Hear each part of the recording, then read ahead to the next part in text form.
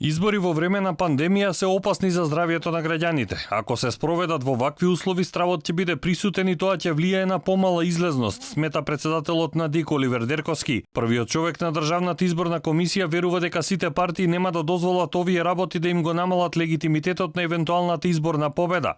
Дерковски посочува дека откако ќе биде определен новиот изборен датум, изборните рокови треба да почнат од почеток. 50 до 60 дена ќе бидат потребни на ДИК за спроведување на изборите. Разговарахме за ситуација, на пример, кога во 2016 година се одлагаа изборите 2-3 пати и сугерирано ми беше на некој начин дека најдобар начин, најлегитимен начин би било целокупниот процес одново да се започне.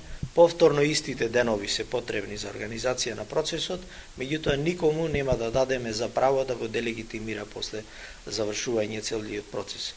Во услови кога вонредната состојба завршува на 16 мај, дури веднаш потоа да биде одреден нов изборен датум, најоптимистичката варијанта за одење на избори е средината на јули, посочува Дерковски.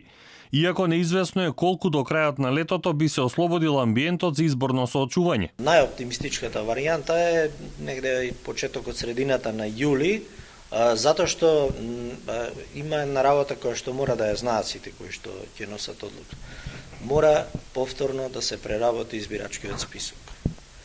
Изборниот законник вели дека право на глас имаат сите граѓани кои што ќе наполнат 18 години на денот на изборите. Политичките партии пак се со различни размислувања. Заев сака брзи избори меѓу два пика на COVID-19, додека за Мицкоски изборите не се приоритет, иако е убеден во изборната победа. Фактот дека и на Дуј и Талат Џафери не им се брзаше и со свикување на седница на собранието, може да го стави Заев сам во намерите за брзи избори. За сите варијанти се очекува да се разговара и на лидерската средба кај Пендаровски следната недела. Власта инсистира на избори, иако речиси секојдневно во Македонија има нови заразени и починати од коронавирус. Последните бројки презентирани во јавноста говорат дека има 15 ново заразени од вирусот за 48 часа, иако не се работи за масовни тестирања. Фактите, на пример, од Дебар говорат дека масовниот скрининг покажува колку луѓе со симптоми, толку и асимптоматски случаи. Бројни експерти изминатиот период кои ги консултираше Алфа беа со став дека нема гаранција за фер изборен процес во држава која до последен момент користи мерки како полициски час.